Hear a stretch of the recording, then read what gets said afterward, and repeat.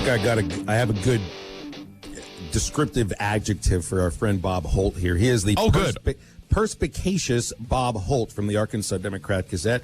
Perspicacious defined as having or showing penetrating mental discernment, clear-sighted, shrewd, sharp of sight, and of acute discernment. I think that describes our friend, guys. Bob, it really does. I think you're perspicacious. Do you think so? I'll take your word for it. That's too hard a word to pronounce.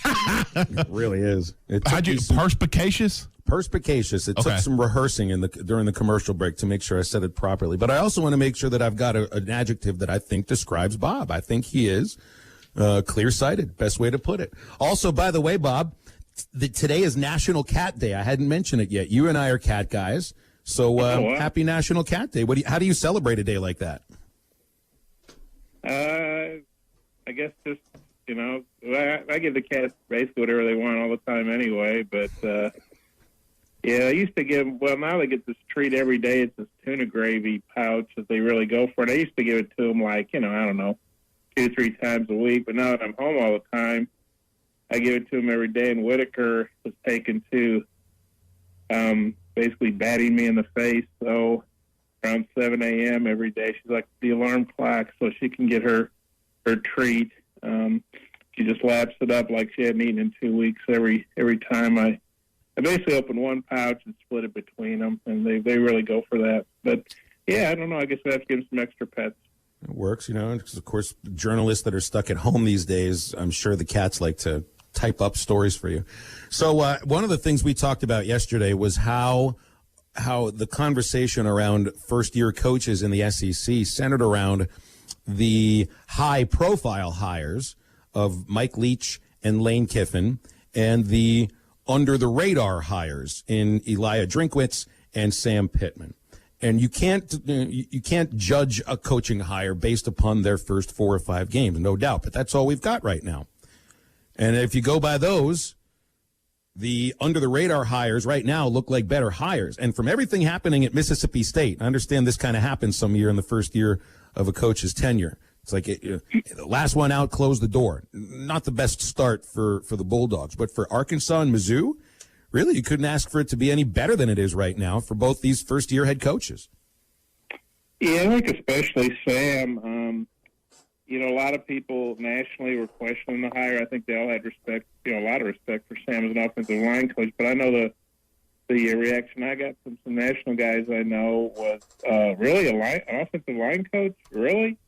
And my response would be, I can't predict how he's going to do. I do know that when he was here, this was kind of a constant theme to me to people, was that when Sam Pittman was here, he really helped Brett Bielema get Arkansas going again there for a couple years, including an 8-5 year that probably should have been about a 10-win year if you look back on it, when they lost Toledo and lost that shootout to Mississippi State when they played for a field goal against Dak Prescott, which a lot of people didn't understand that, but and the field goal got blocked. But I said when Sam left, everything kind of fell apart. I said, so I don't think he's just your, run-of-the-mill assistant coach. And I said, I thought he was a popular hire with the fans, when he got hired, and he really wanted to be here. And some coaches, I think were, I don't know if intimidated is the right word. I think they were sort of afraid of this job because they just saw it like, wow, look how bad Arkansas is. I think Sam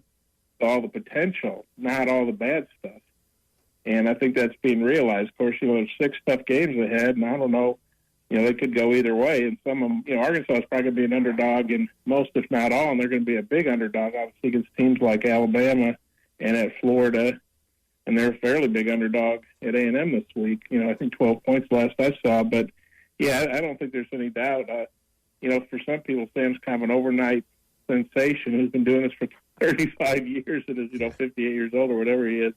But, I think a lot of people have changed their mind about the Sam Pittman hire, who maybe questioned it at when it happened initially. Now, and on the high-profile side, I mean, I say what you want about Kiffin, it still looks like a pretty good choice there, and he's injected some fun, from that seat, and it doesn't seem like there's buyer's remorse there. Nor has there been a mass exodus of sorts from established players. And the big thing coming out this week is Kylan Hill, who I think everybody thought might have had himself a humongous year in that air raid offense. Obviously, it didn't work out. But not only does he say, I'm leaving, apparently Mike Leach didn't even know until he gathered it from the internet. That's what I gathered from your story today. Well, I think he knew. That's why I said he sort of, it is all, I mean, all these reports started coming out Tuesday. AL.com had it first, over in Alabama, the website, kind of a combo of all the papers over there with Birmingham, Mobile, and some others. And Sports Illustrated had reported that he had been suspended for the Mississippi State's game versus A&M for an outburst in the locker room after Kentucky, which I have to presume that would probably be about, hey, give me the ball, because I think he had 7 carries in that game, and their offense was shut out. It was 24-2. Their only points were safety. So obviously wasn't in the locker room, but it sounds like I'm going to guess, I think it's reasonable to think he was complaining about touches, probably, that he wasn't getting enough touches. And but anyway, so people were asking Mike Leach.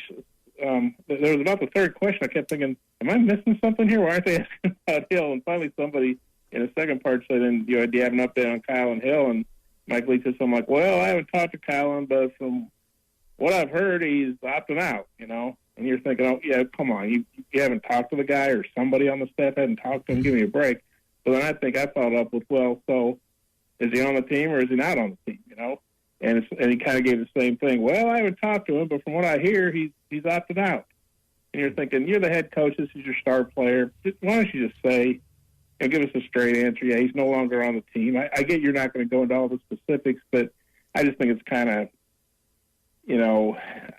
I don't think it's good when a coach acts like he doesn't know what's going on. I don't think that's a particularly good look for him. It looks like he's out of touch with his players. But he obviously knows he's not on the team anymore. Whether or not he quit or got kicked off, maybe that's in some kind of dispute. Who broke up with who first? But yeah, it's not a good look. He kind of knew that he wasn't going to get 250 carries this year, probably, but they were going to get the ball from, like in that opener against LSU. He caught a lot of short passes. That was kind of their new running game, maybe. But it obviously didn't work. And Mike Leach has won at tough places. Texas Tech's a tough place to win, and Washington State's a tough place to win. Mississippi State's not an easy place to win. So he may get it going there, but it's kind of a messy start right now after that big win against LSU. Everybody thought it was going to be great, and they really struggled since then. Speaking to Bob Holt here on halftime, Bob, what would you say heading into this Arkansas-Texas A&M game would probably be the bigger key of the game? Is it the Hogs generating defensive turnovers against A&M, or do you think it's establishing the running game between Rakeem Boyd and Traylon Smith? Well, that's a good question. That's a tough choice. I say they better do one of the. Obviously, if they can do both, that'd be ideal. I think probably realistically, because I don't know if they can count on getting 6 interceptions every game. That'd be nice, but probably trying to get that running game going, which will be very tough against A&M, because A&M, I think, is second in the SEC and top 10 nationally in run defense. They're averaging about 75, allowing about 75 yards a game. I think Arkansas is probably going to have to get somewhere well north of 100. And they may be able to do that. Boyd, should be really healthy now. Smith has shown himself to be very productive.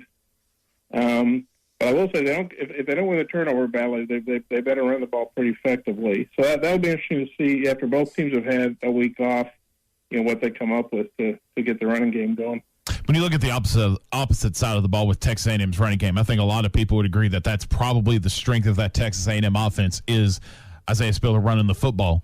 And up to this point, the Razorback defense has mainly been trying to slow down passing attacks between Mississippi State and Ole Miss. And you saw Auburn have a lot of success running the football against the Razorbacks. Do you think this Razorback defense is up for the challenge for what many probably would assume is a better running attack with Texas A&M? It's going to be tough. I think they're up for a challenge, but, A&M's got a veteran offensive line. They've got 4 starters back, and their center, he didn't start last year, but he played off the bench, and he started, I think, 14 games in 2018, 2017. So they've got a very big, strong, experienced offensive line. And Isaiah Spiller, you mentioned he's a really good back, and now Smith is back up as a good runner and also a really dangerous receiver out of the backfield. And so, it's going to be tough for Arkansas. Assuming they get Bumper Pool back, which looks like they're going to, with him and Graham Morgan, that'll be very big. Obviously, this is going to be a different game plan than what they've used against, Ole Miss and beating Ole Miss and Mississippi State, where they had the 3-man line. I would anticipate. I certainly am no X&O guy, but I would anticipate, 4-man line, probably more guys in the box. And Kellen Mond's a very, efficient quarterback. He's not the greatest quarterback in the world, but he's pretty good, and this will be his fourth straight start against Arkansas. And he's hurt him with his legs, too. They don't have to just worry about Spiller and Smith. They got to worry about Mond running the ball on him, too. And, it's going to be I think it's going to be a very physical game. And, Sam's mentioned this, Arkansas isn't the biggest team. So, this could be a line of scrimmage kind of game, and you have to feel like that favors A&M probably on both sides of the ball. Heading into the bye week, we talked a lot about, and Sam Pittman even told us here on our show that he seemed to believe that this defense would be completely healthy, or if not close to being healthy, for this A&M game. Do you have any updates or any inklings of knowledge on the health status of like a Dorian Gerald, a Bumper Pool? Are they being close to ready to go for this A&M game, or do you have any info you can share with us? I just know we asked Sam about on the SEC call yesterday, and he said, Bumper was back practicing, that Monteric Brown was back practicing. I think Dorian Gerald is doing he's been cleared to practice, I think, as Sam put it, but he wasn't sure about his status for the game. So, based on that, I'd say, Bumper Pool's going to be back. Brown's going to be back in the secondary, and then it's probably iffy on Dorian Gerald right now. Bob, always appreciate your time. Thanks a lot. Talk next week. Thanks, Bob. Okay, you guys take care. Got it. The perspicacious Bob Holt. And it sounded to me like he was almost describing Mike Leach as unperspicacious. That's pretty much a good description, I think. Head over to 906 Cocktail and Cigar Lounge this weekend. Big weekend over there. Open till midnight tonight, Friday and Saturday till 1. Tres Hombres providing the entertainment this evening, 7 to 10. Tomorrow, it's Jimmy Atchison from 8 till 12. Then they got the Razorback game on the big screen starting 6:30 on Halloween Saturday. Special priced menu items all throughout the game. And yes, maybe even SmackDown will show up and frighten you at your table. That's 906 Cocktail and Cigar Lounge. Look on their Facebook page for their specials and events. They do abide by all the social distancing guidelines, have state-of-the-art airflow systems, so you'll have the freshest environment at 906. We'll wrap up the first hour of halftime next.